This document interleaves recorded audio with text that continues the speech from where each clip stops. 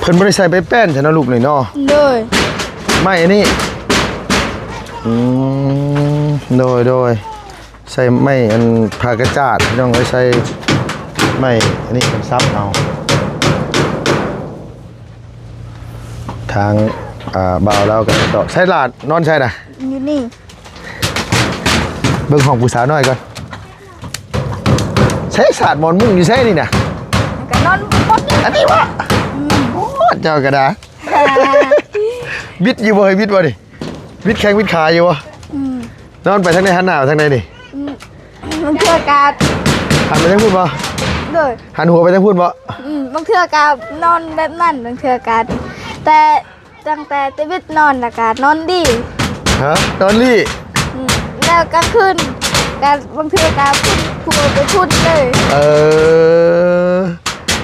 โดยพ่อกับแม่น่ะนอนพี่โดยพ่อมานอนพูดกับแม่ห้องนี้แม่เจ้านอนเฉยอยู่นี่อยู่พี่เมื่อกี้บ่าวบุญมันป้าพี่น้องเอ้ยเนาะพอดีว่ามาพ่อบังมีเฮิมเอาละแต่มาแล้วมามันชุบมันกินแหละแซ่บบ่บังมีกงนี่แซ่บบ่แซ่บหวานแซ่บหวานหอมเนาะโดยสบายดีเด้อมาซอยพ่อซอยแม่มุงเฮือนโดยเอาพี่น้องเนาะพอดีว่าบาบุญเราบืนเมื่อกี้นี่พี่น้องเอ้ยอันว่าเราขึ้นไปเอาหำมังมี่บัดพ่อมังมี่ซุกไปฉันว่าพากันตัดบัดไปสิลงมาให้อายะบัดบ่เอาอายะว่าเอาเมื่อโลดไปฉันว่าสิเอาหำมันเมื่อตำเมียงหัวจิงไข่ประเด็กคักๆเบแรงว่ะก็เลยอันว่าได้มังมี่ซุกเนาะพี่เนาะเอาเนี่ยแหละก็กับทักทายสบายดีเด้อพ่อแม่พี่น้อง FC เบิดสุขุสุคนเนาะพี่เนาะระหว่างในและก็ต่างประเทศพี่น้องเอ้ยที่เขามารับมาชมช่องของลุงเฮิมคือเก่าคือเดิมพบพ่อกันอยู่บ้านสกีพี่น้องเนาะมาอัปเดตเฮือนซานบ้านซองของน้องออยเพิ่นพอดีว่าซื้อสังกะสีกับตะปูมาให้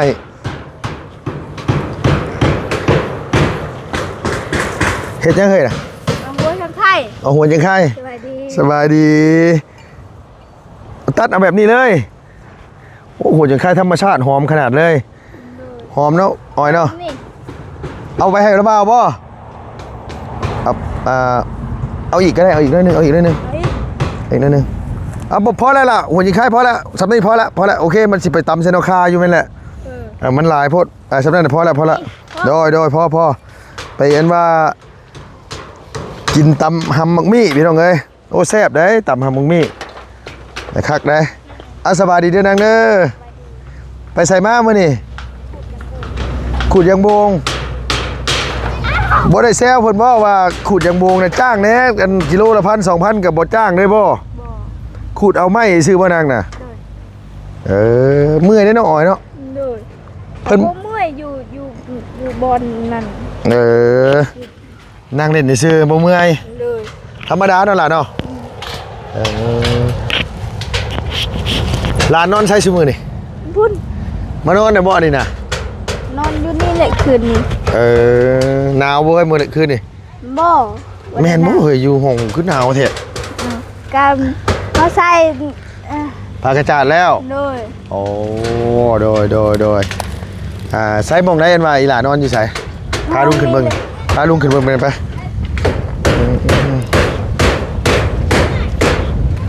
ว่าซื้อสังกะสีมาเพื่อเห็ดเฮือนครัวเลยพี่น้องเนาะเลยเห็นว่าซื้อมาเตรียมไว้เลยนี่นางนี่อายุจักปีเลยล่ะเจ้า15 ปีเดี๋ยว15แล้วมักบ้าเป็นได้นี่เนาะอย่าบอกได้ว่ามีผู้บ่าวมาล้มเลยนี่นะโอ้หน่อยออยกันสิได้พี่อ้ายอีกแน่หน่อยเนาะอันนั้นเพิ่นไปนอนเฮือนต่างมานางเอ้ยเจ้านอนเฮือนต่างไปนอนน้ำมูเพิ่นบ่ลูก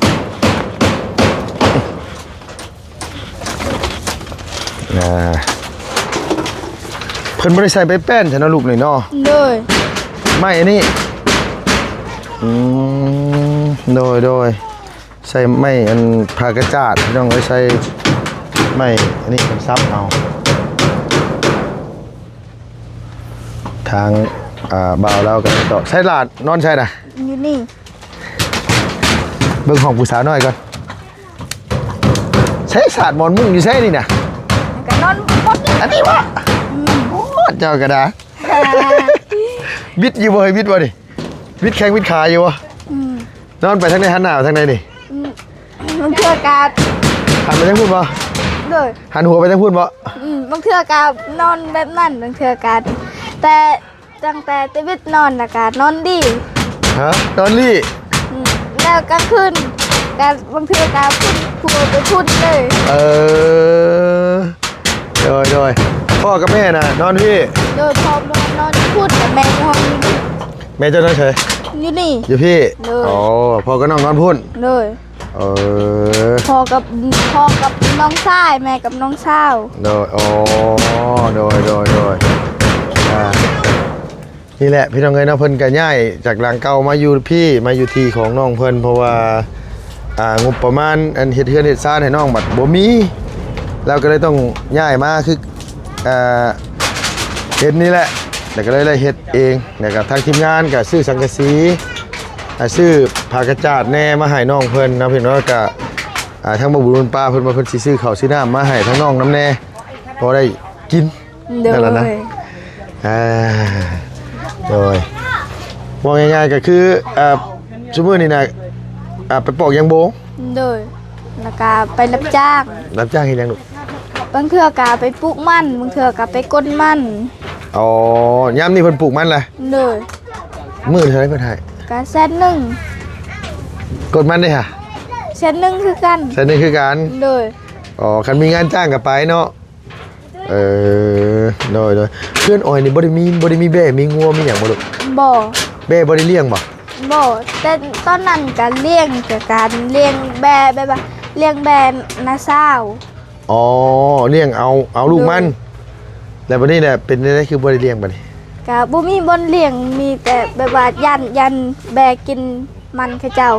ปรับใหม่ อ๋อคันชูเรามันกินไปกินส่วนมันเพิ่นนี่เขาเจ้าไหม โดย อ๋อเขาเจ้าปรั๊บมาไหมเนาะล่ะเนาะ โดย โอ้โดยว่าง่ายก็คือคันว่าสมมุติว่ามันเฮามันใหญ่สิเนาะแล้วแม่เฮาไปกินเป็นกำไรเฮา ถ้าเลี้ยงบ่ดีก็เข้าก็ไป โอ้ก็เลยเอาคืนเพิ่นบัดนี่ โดย ก็เลยบ่ได้เลี้ยงหยัง โดย โดย เลี้ยงแต่หมา เลี้ยงแต่หมาเป็ดได้หาเป็ดบ่ได้เลี้ยงบ่เป็ด เป็ดก็หมดตายแล้ว ตายเบิดแหละ โดย ตายภาคเบิดแหละ ไก่ก็หมด ตายคือกัน โดย โดยพี่น้องเจ้านี่มียิงกี่คนผู้ชายกี่คนลูก กับผู้ชายสอง ผู้ชาย2มียิง ผู้หญิงห้า มียิง5 โดย โอ้โดยไปพูดบาดที่นี่เฮาอัปเดตเรื่องน้องเพิ่นก็มุงใกล้สิแล้วเลยล่ะพี่น้องเอ้ยทั้งบ่าวเราลุยต้อมอยู่เทิงงัวแล้วมาซอยกันว่าพ่อเฒ่าเฮ็ดเฮือนพี่อ้ายเจ้าเป็นบ่อ่อนอ้อย โดย พี่อ้ายเนาะลูกเนาะอันนั้นเป็นพี่อ้ายของน้องออยว่าไงว่าทางเอื่อยเราไปไล่ผัวบ้านไหนนะลูก มันตะแห่ บ้านทาแฮ โดย บ้านทาแฮอยู่หม่องใดเด้บาดนี้พี่น้องเอ้ยเนาะอยู่หม่องใดลูก กับม่องเข้าไปทางเข้าบ้านสมุน อ๋อทางเข้าบ้านสมุน โดยบาบุญชาละวันกับเบาจันเขาเข้าแล้ว เคยเข้าไปแล้วเนาะ โดย เท่าพี่น้องไอ้ยางมันมีติดลุงมันออกบ่ออกซ้ำบาดที่นี่ เอายังบ่ให้ออกใส่มันสิออกปะ สบู่ สบู่บ่ลูก โดย สบู่ใส่นี่ออกเนาะ แล้วกันชื่อไรเฮาก็ใส่สะไลออก ใส่ชั้นไล่ โดย ใส่ชั้นไล่ถูกเอา อันนี้กกยังฉลาดนี่นะ บูฮูภาษาลาวเขาเอิ้นหนังแต่ภาษาคอยเอิ้นว่าเบอร์ กินเป็นบ่หมากมัน กิน หมากมันกินได้ปะมันเป็นหมากไปเลยล่ะ เป็นมากกะสีเขียวคือกัน บ่คือมาเขียบบ่แม่นมาเขียบบ่ บ่แม่น บ่แม่นมาเขียบ โดยมาเคียบกับแบบว่ามาเคียบกับมัน จักสิว่าแนวใด อันนี้นี่คือมันเป็นหมากใหญ่น้อยสำไหนลูก ก็ซ้ำประมาณนี้ซ้ำนี้แหละ โอ้ซ้ำบ่หมักต้องนี่ มักตองการกว้างมักตอง อันนี้ลูกสั้นหรือลูกยาว สั้น ลูกสั้นคือหมักต้องนี่ บ่มันแบบว่ามันยาว เอา ๆ โอ๊ย มักตองและสั้น เอาอ้ายสบายดีอ้ายอันกกอันนี้นี่หมากมันอีกอันภาษาลาวเพิ่นเอิ้นหมากหยังก็ มักเบอร์ หมักเบอร์ เบอร์ อ๋อหมักเบอร์ เบอร์ หมักเบอร์ โดย อ๋อต้นหมักเบอร์นี่นะ โดย อ๋อ เวียดปลูก โดย เวียดมากินแห้ง เวียดมากิน อันนั้นอยู่เมืองลาวเฮานี่ก็เป็นหมากคือกันบ่ โดยก็เป็นกัน โอ้ต้นหมักเวอร์พี่น้องเอ้ยหมักเวอร์ภาษาลาวดูภาษาไทยกับหมักเวอร์คือกันอ๋ออันนี้ต้นหมักเวอร์เนาะ เด้อ รสชาติแบบไรล่ะ ก็ แล้วก็มีเขียว หวานปะ หวาน คอยบ่มัก บ่มาก เด้อ มันกินแบบไรมันกินแห้งวะ ก็คือมะม่วงนั่นแหละกันมันสุก กินมันหอมหรือว่ากินบ่หอม บ่หอม คิ้ว คิวแล้วมักนี่ พ่อกับเอ้ยมักละหวานกินน่ะมันหอม โอ้ แต่คอยบ่มัก เจ้าน่ะบ่มาก เด้อ ว่าไงรสชาติมันกินมันแห้งโอ้โดยจะน้อยก็ได้กินได้มันกระทอดนี่น้อยเนาะ เด้อ มักต้องอายะแล้วปลูกไว้โอ้ยซ้ำสิกินพี่น้องเอ้ยเมื่อกี้นี่ก็ได้อันว่ามาขนุนบักมี่ซุกพี่น้องเพิ่นเอาให้เดี๋ยวคันมันซุกแล้วสิพามาแบ่งกันเด้อ เด้อขอบใจ ว่าสิบ่เอาอายะเอาให้พี่น้องเอ้ยเราอยากให้เอาเมื่อกินเพิ่นซั่นว่าได้กินเรื่อยอยู่ว่านางได้กินเรื่อยอยู่บ่มีซุกนี่ เด้อ ปีนึงมันเป็นจักเทื่อ3เทื่อบ่อันนี้เทื่อที่2บ่นี่นะ เด้อเทื่อที่2เทื่อที่3กับโตน้อยหั่น อ๋อ เทื่อที่1นั่นก็หมดกินแล้วหมดสุกแล้ว อันเลี้ยงเดือหมากเดียวชิมลุงเอาเมื่อกี้นี่ เด้อ อันนั้นเทือที่1ว่าตอนนั้นน่ะ บ่เทื่อที่2ตัวนั้ เอา น ตอนนั้นเทือที่2นั่นน่ะ เลย อ๋อเทือที่3ตัวนี้โอ้ เทื่อที่2การนั่งตัวเดียวคั่นแหละ เลี้ยงหมากเดียวนะ เด้อ เดียวเมื่อกี้ดิ เออ เจ้าถ่ายกินเทือที่3เจ้านะ เด้อ เลย ทำไมเฮ็ดบ่ได้บอกตลอดนี่ ไม่ยั้งกันน่ะ เราว่าพอเฮาเฮ็ดบ่ได้บอก บ่ได้กล่าวแล้วมาซอย เลย ทันยี่ดอกอันนี้ เขาใส่มืออื่นอีก ฮะ ว่าคิดว่าเขาใส่มืออื่นตัวนี้ โดย เขาบ่ได้บอกจะไปซอยเป็นอ้าย แล้วยึดทุ่มกัน ยังเบิ่ทันได้แล้วคักเนาะนางเนาะ เลย กันแล้วคักกับที่แหละพี่น้องเอ้ยครับพออยู่คันว่าบุญมีคันผู้ใหญ่เพิ่นเห็นแล้วเพิ่นอยากชดอยากซอยนี่ก็อาจสิได้เฮือนหลังใหม่ให้หมู่อยู่ดอก เลย เออ ก็บ่เป็นหยังซอยแต่ได้ดินนี่ก็ดีใจกว่าได้เฮือน โดยเพราะว่าหลักๆก็คือบ่มีผลรายไร่เฮานี่เนาะล่ะเนาะ เลย อันนี้ก็ทั้งทีมงานเพิ่นซื้อให้พี่น้องเอ้ย เลยเฮือนแบบใดก็ยากแต่ยากดินนี่แหละยาก โดยอันนี้มันเป็นของเฮาเองเนี่ยก็สบายเนาะลูกหลานเนาะ เลยเฮาสิปลูกถ้าได้เงินคำแล้วเฮาสิปลูกเฮือนแบบใดก็ยากดินเฮา โดยว่าไงมันสบายใจ เลย มันบ่มีไผไล่ไปพี่น้องเนาะว่าง่ายซะคือทั้งพี่ก็ส่วนหลายกระดินค่อนข้างราคาสูงแฮงพี่น้องเอ้ยทั้งพี่คันติดทางแบบคือเฮือนน้องออยอันว่าอันหลังเก่านี่หมองเก่าเจ้านี่เป็น100 ล้านเนาะนางเนาะ200 ล้านบ่ได้พี่น้องก็ไปขายแพงอี เรา หลี ว่าอยากได้ทางแต่เพื่อนเฮาลังเก่าหันละกะพุ่นฮอดห้วยนั่นเราว่าอยากได้108 180 บ่ฮู้คือกันจาก180จาก108ล้าน 180อันไหนป้าลูกป้าไปพุ่นป้าพี่น้องเอ้ยอันว่าลุงก็เข้ามาอันน้ำกันกับบ่บุญมาอัปเดตให้พี่น้องเบิ่งทั้งย่าอ้ายแล้วพุ่นหลังคาเรือนพับมาบพี่น้องเอ้ยอันทั้งผู้อันมันสังกะสีใหม่ที่จะผู้อื่นแวะเวียนเข้ามาอีกเทื่อนึงว่าทั้งนี้ทั้งนั้นก็คือว่าสิเข้ามาซื้อเนี่ยอยู่ได้กินมาให้น้องออยนี่แหละพี่น้องเอ้ยมื้ออื่นเพิ่นแหละแต่มื้อนี้ก็ยังบ่ทันดอกเพราะว่ามีทางไปทางใหม่แน่ลกอีหลีเนาะนางเนาะ เลย มันจับอยู่บ่ล่ะมันเป็นนี่มันเป็นลกอยู่บ่เป็นลายบ่ เลย มันเป็นลอกสินี่เอาน้ำมาหดเอา น้ำมาฮดเนี่ยมันหมากมันจะติดหมากมันเป็นร้ายคันว่ามันคันเฮาบ่ฮดน้ำเนี่ยมันอยากล้น โดย เพราะว่ามันตายแล้วมันอยากถิ่มหมากมันพี่น้องมะม่วงคือกันมะม่วงนี่ก็ถ้ามันเป็นหลอกลายนี่มันอยากหมากมันอยาก มะม่วงปีนี้แหละมันบ่ดก ฮะ มันบ่ลาย ตะกี้มันหลายเป็นบ่นาง โดย มะม่วงนี่ได้ โดย มะ ทาง ม่ว ทางเฮากินดิบทางเฮากินสุกแต่ปีกายนี่ กินแทบประบาดบ่ไหวเลย ปีกายนี่เป็นหลายเนาะปีกายเนาะ โดยต้นหลังคาเฮือนเอ้ยไม้กะแบบว่ามันดกแห้ง โดยอันนั้นน่ะกกมาเคียบนั่นล่ะเนาะตอนนั้นเนาะ โดย ยามนี้มันสุกบ่ให้มาเคียบ บู้คือกัน มาเคียบหนังนะพี่น้องมาเคียบน้ำเขาเอิ้นส่วนหลายมีแต่ทั้งนี้เพิ่นปลูกมาเคียบอยู่บ้านลุงบัดส่วนหลายปลูกมาเคียบน้อยเจ้าเคยกินบ่มาเคียบน้อย เคย มาเคียบน้อยกับมาเคียบหนังตัวได้แซ่บกว่ากัน กับบู้คือกันคือพอเฮาเอามาเข็บใหญ่กะแบบว่าบ่มัก บ่มากิน โดย มันบ่แซ่บมันบ่ถึกปาก โดยแล้วก็มาเข็บนี่คือกันแบบว่าเวลาเฮาอยากกินแห้งกะกินหมดทำ มากระทันกกนี่สุกเบิดแล้วบ่นาง บู้ เอ้า หมดเขาตัดแล้ว เอาเพิ่นตัดมันนี่หยังวะ บู้ละ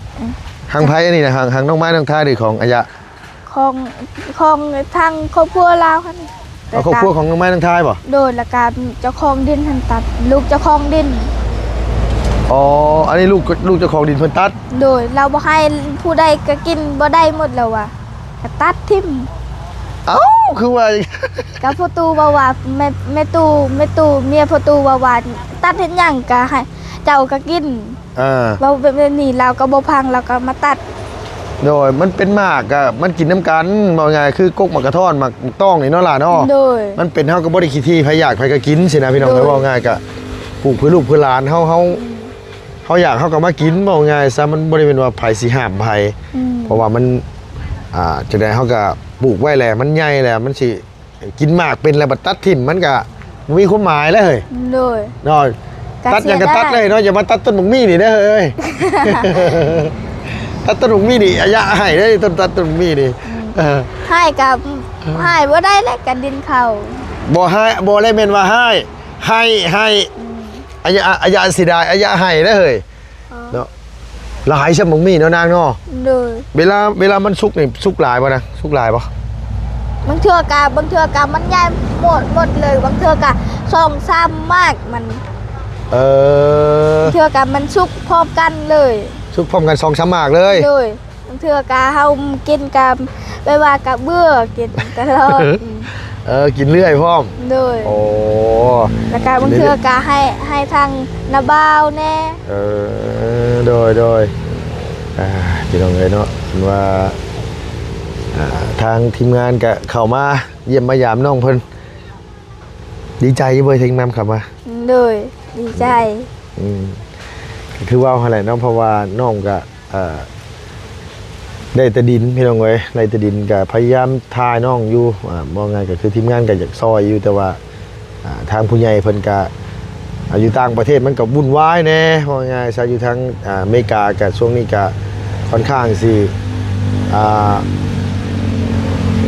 อยู่ยากซะว่าง่ายซะหนึ่งมาเศรษฐกิจมันก็บ่ดีค่าของชีพมันก็สูงขึ้นผู้ใหญ่เพิ่นก็เงินทองก็มันบ่ได้ว่ามีแบบคือพี่น้องฮู้อะไรเนาะผู้ใหญ่ทางอเมริกาเพิ่นก็เซฟตัวเองไว้คือกันพี่น้องเอ้ยเพราะว่ามันอยากเดือดร้อนประเทศมันบ่ค่อยสงบปานใดตัวอย่างก็เดินประท้วงกันหลายพี่น้องเอ้ยอเมริกาตอนนี้ก็ได้แต่ก็เลยบ่มีผู้ใดผู้ใหญ่ทางใดยื่นมือมาซอยแล้วก็เลยต้องมากจากหลังนี้ไปปุ๊กอยู่หั่นคือเก่านั่นแหละเนาะ เรื่องข้ามกับกับบ่ง่ายเนาะ แม่นมันก็บ่ง่ายทุกอย่าง โดยเฮาคือกันเวลาไปหาแคมก็ต้องขึ้นภูก่อน จังได้ ขายได้เท่าไหร่แขมมื้อนั้นน่ะ ก็เมื่อขายแค่บ่ได้ขาย เอาตัวห้าวอันไหนตัวแห้งน่ะยังบ่ได้ขายซะบ่ตอนนี้เห็นไหน เลย เอ้าเพิ่นบ่ซื้อหรือว่านี่ได้ลูกล่ะ บ่ฮู้คือกันบ่จักแหละคือเห็นนะสาวคนยังบ่ได้ขายเฮาก็บ่ขายคือกัน อันนี้เห็นไหนเพิ่นคือบ่ได้ขาย เพิ่นบ่ได้มาถามซื้อบ่อ้อยหรือว่าเนี่ยได้ล่ะ โดยแบบว่าเข้าเบียดหมดเมื่อแล้ว เอออันไหน ให้ระวังอีก มันยังเอายังให้น่ะ อ้าวกล้ามแล้วด้วย อันนี้บ่ เจ้าขึ้นแล้วเขาพูด เฮาสิเมื่อเฮ็ดกินอยู่เฮือนโดยอันนี้นี่น้องเพิ่นเอามาให้ใส่ละ พ่อสำนี่ พอได้แล้วโอเคเลยสำนี้กะเอาแล้วพี่น้องไอ้ไผ่โทรมาบัดที่นี่เอาพอดีว่าลุงมันมามีธุระแล้วลูกหลานแล้วอันว่าโอเคเลยฉลากนะเดี๋ยวมันว่าอันเอาไม้มาให้พ่อลุงแน่พี่น้องเอ้ยขอบใจเด้อค่ะอุปจังไทยโดยสบายดีเด้อนางเด้อโดยเอาพี่น้องเอ้ยพอดีว่าทางโดยขอบใจเลยยาเด้อโดยโดยอันว่าทางแม่น้องนี่โทรมาพี่น้องเอ้ยว่าจะไหนลูกล่ะโดยฮะไปไหน พี่อยู่ที่จัด โดยเศร้าแล้วเพราะเป็นไข่นะลูก อ่ะ ลูกเศร้าแล้วเป็นไข่นะบ่ ได้แล้ว เศร้าแล้ว ให้แล้ว เศร้าแล้วบ่ลูกกินยังลูกคือเศร้าไว้แทะฮะ น้ำของมา อ๋อโอเคเดี๋ยวป้านี่ก่อนเอาพี่น้องเอ้ยสำหรับคลิปนี้ก็ขอบคุณหลายๆอยู่ดีมีแห้งอย่าเจ็บอย่าจนน้ำดำไม่รวยเด้อพี่น้องเด้อสุขภาพพลามัยแข็งแรงไปแล้วพี่น้องบ๊ายบายสบายดี